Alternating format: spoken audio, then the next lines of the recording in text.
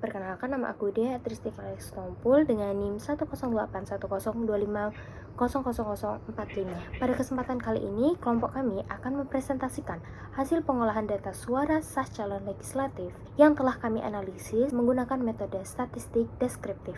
Data ini kami ambil dari hasil penghitungan suara caleg di beberapa partai politik dan kecamatan yang tujuannya untuk melihat bagaimana distribusi perolehan suara dari tiap caleg. Secara umum, data yang kami gunakan memuat beberapa variabel penting, yaitu yang pertama, nama partai politik, yang kedua, nama calon legislatif dan jenis kelamin, yang ketiga, daerah pemilihan dan kecamatan, dan yang keempat, jumlah suara sah yang diperoleh masing-masing caleg. Selain itu, kami juga sudah menghitung ukuran-ukuran statistik seperti mean, median, modus, nilai minimum dan maksimum, range, varian, simpangan baku, kuartil pertama dan ketiga, serta tentang interkuartil. Melalui perhitungan ini, kami bisa mengetahui bagaimana pola sebaran datanya, apakah simetris, miring ke kanan, atau miring ke kiri. Nah, dari hasil pengolahan awal, kami menemukan bahwa rata-rata atau mean suara sah caleg adalah 1063, mediannya sebesar 510, dan modusnya 36.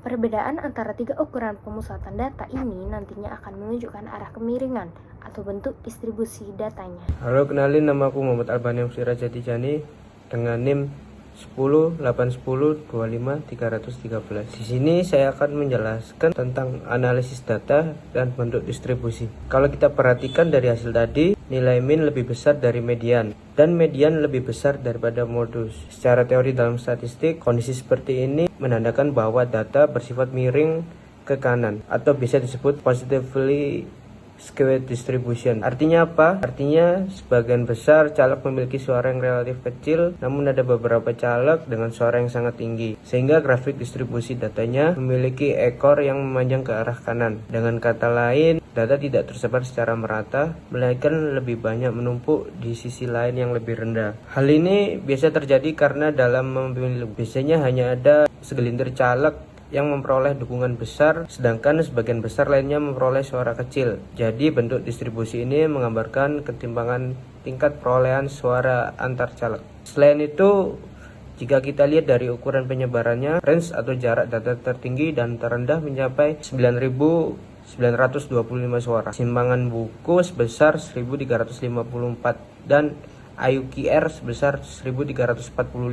Nilai simpangan baku yang cukup besar menunjukkan bahwa data memiliki sebaran yang cukup lebar. Artinya perbedaan antara caleg dengan suara rendah dan tinggi cukup jauh. Namun dalam data ini tidak ditemukan dalam outlier ekstrim, sehingga pola distribusi masih dianggap normal secara umum meskipun miring ke kanan. Kalau divisualisasikan dalam bentuk histogram, kita akan melihat bahwa sebagian besar batang histogram menumpuk di sisi kiri grafik atau suara rendah di kiri, sementara sisi kanan hanya berisi sedikit nilai dengan suara yang tinggi. Sedangkan dalam box plot, kotak data akan tampak sedikit memanjang ke kanan, menunjukkan adanya beberapa nilai tinggi yang menarik ekor distribusi. Sekian dari aku. Wassalamualaikum warahmatullahi wabarakatuh. Halo semuanya, kenalin, namaku Nafisa Kailastia Nugraha dengan NIM 1081025000001. Jadi, di sini saya akan menjelaskan tentang interpretasi dan juga kesimpulan data statistik. Dari hasil analisis yang telah dilakukan oleh kami, kita bisa menarik kesimpulan penting. Pertama, rata-rata suara caleg sebesar 1063 menunjukkan bahwa secara umum sebagian besar caleg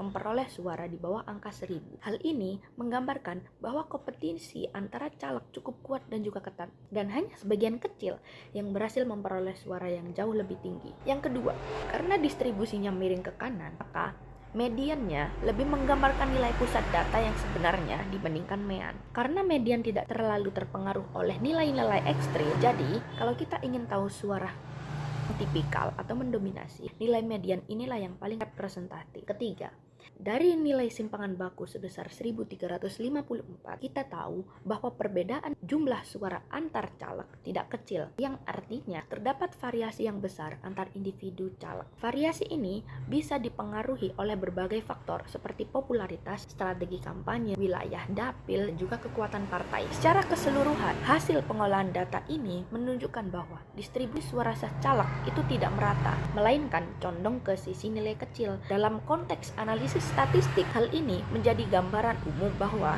sebagian besar caleg memperoleh suara rendah, sementara hanya sedikit caleg yang sangat mendominan dalam perolehan suara. Sebagai penutup, melalui analisis ini kami belajar bagaimana sih statistik deskriptif bisa membantu kita memahami pola penyebaran data politik serta secara objektif. Dengan memahami median, modus, dan juga penyebaran data, kita tidak hanya membaca angka, tetapi kita juga memahami cerita di balik data tersebut. Sekian presentasi dari kelompok kami, kurang lebihnya kami mohon maaf. Wassalamualaikum warahmatullahi wabarakatuh. Bye-bye.